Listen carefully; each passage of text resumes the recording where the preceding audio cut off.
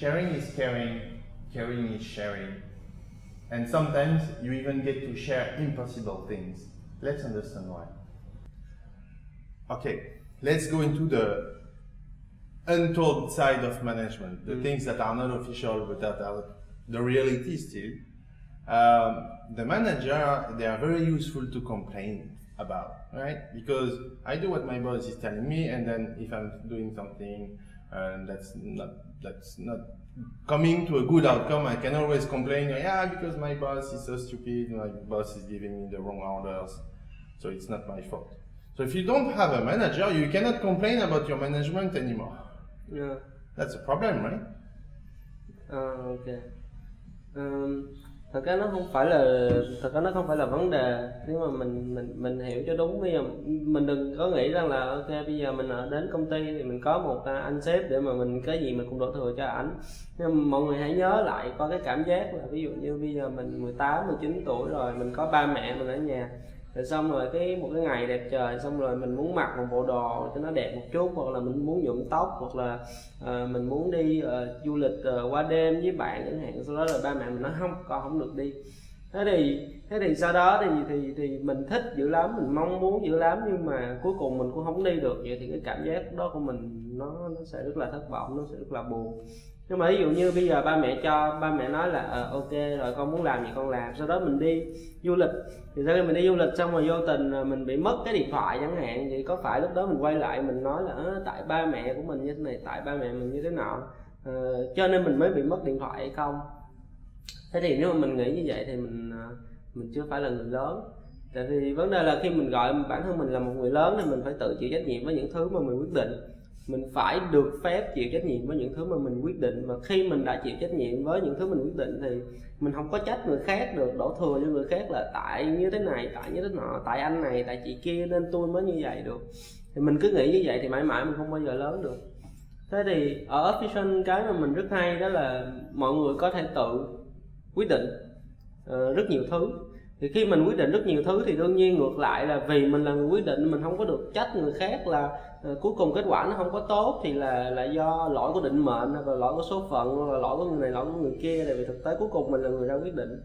Thì nó có nó có những cái hay của nó khiến cho mình trở nên chín chắn hơn, mình người lớn hơn. Thì ngược lại mình phải đón nhận cái trách nhiệm chứ trên đời thì không thể nào có cái nào mà mình vừa không đón nhận trách nhiệm, mà khi mọi thứ nó tốt lên thì nó là do mình giỏi, nhưng mà khi mọi thứ không có tốt thì là do yếu tố này yếu tố nọ được.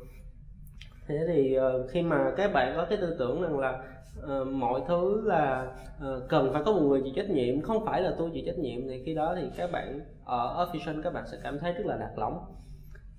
Với những cái quyết định nhỏ, những cái quyết định ví dụ như mình nói đơn giản là mình nhớ rằng là đôi khi sẽ có những cái máy lạnh nó bị hư, hoặc là đôi khi sẽ có những cái đèn nó bị hư, hoặc cái cửa nó bị hư, hoặc là hết cà phê vân vân. Đó là những quyết định mà như một người trưởng thành mình hoàn toàn có thể tự chủ được, mình hoàn toàn có thể post lên Google Plus, xong rồi mình nói là bây giờ nó bị hư rồi, bây giờ ai sửa ở đây, hoặc là mình có liên lạc với GS hoặc là với Ngọc Danh của GS, mình nói là cái này tôi muốn sửa, cái kia tôi muốn sửa, bởi vì tôi cảm thấy gì nó tốt hơn cho công ty, nó tốt hơn cho mọi người. Thế thì khi mà mình nhận những cái trách nhiệm trên những cái vấn đề nhỏ đó là khi mà mình bắt đầu trở nên trưởng thành hơn. Thì đối với bản thân An nghĩ rằng là sẽ đến một lúc bạn làm chủ một gia đình chẳng hạn, sẽ đến một lúc bạn là người làm chủ cái quốc gia này, bạn là người làm chủ cái thế kỷ này. Thế thì bây giờ đến lúc đó bạn sẽ trách ai đây? Bạn sẽ trách gia đình, xã hội, nhà trường, hay là bạn sẽ tự nhận cái trách nhiệm trên cái cuộc đời của mình? Thì cái đó là về cái cách suy nghĩ, và bạn hoàn toàn có thể lựa chọn là bạn muốn đi con đường nào, người lớn hay là con nít. Thế thì cái đó là vấn đề thứ nhất. Thế thì có một cái vấn đề thứ hai là với những quyết định lớn thì sao? Với những cái quyết định ảnh hưởng đến toàn công ty thì sao? Những cái như là về chiến lược strategic, hoặc là về những cái quyết định kinh doanh, hoặc là về việc mình muốn mở một cái mình muốn tạo ra một sản phẩm mới cho công ty mình thì sao, làm sao để mà mình làm được. Mấy bạn sẽ nói là mình cần phải có một người rất tài giỏi đưa ra những quyết định đó, và cái người tài giỏi đó không phải là mình. Thế thì tại sao mấy bạn lại nghĩ là người đó không phải là mình? mình nhận thấy rằng là có rất là nhiều những cái bạn trẻ khi mà mình tiếp xúc, thậm chí những người cũng lớn hơn mình rồi, những anh chị khoảng 30 mấy hoặc là 40, thì họ có một cái họ hay có một cái suy nghĩ rằng là cái này tôi không làm được, cái kia tôi không làm được, thì tôi giỏi cái này nhưng mà tôi rất là dở cái kia. Mọi người hay suy nghĩ như vậy.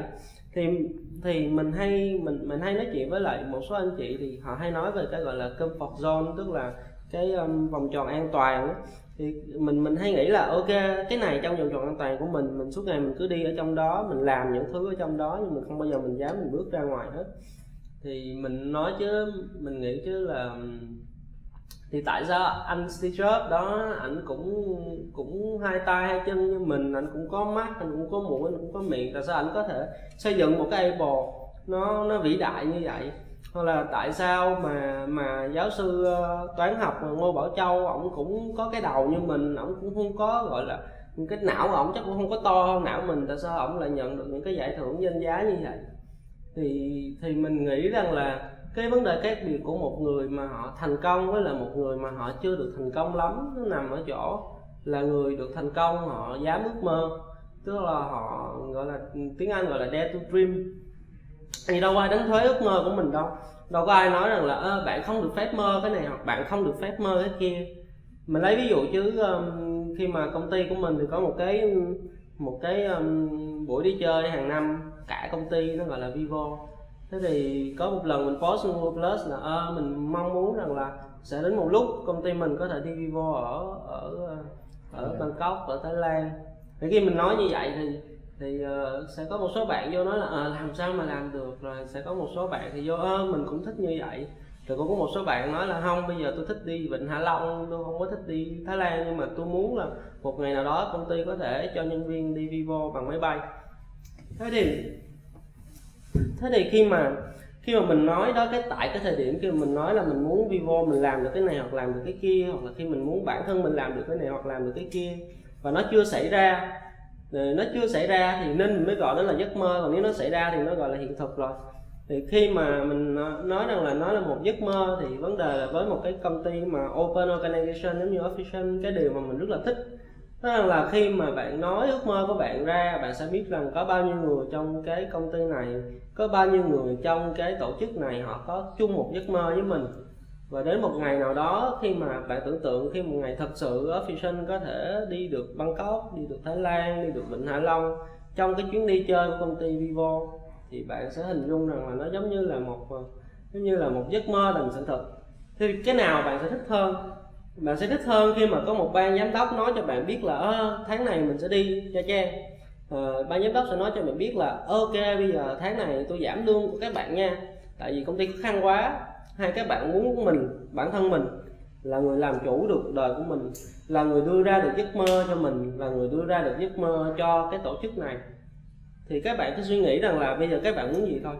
Tức là đối với mình chỉ là các bạn muốn là người lớn hay là con nít, và các bạn muốn là người có những giấc mơ, có những cái mơ ước, có những cái hoài bão, hay các bạn chỉ muốn rằng là mỗi một ngày mình chỉ nghĩ đến chuyện ngày mình ăn bao nhiêu bữa, rồi bữa đó mình ăn cơm sườn hay là hủ tiếu.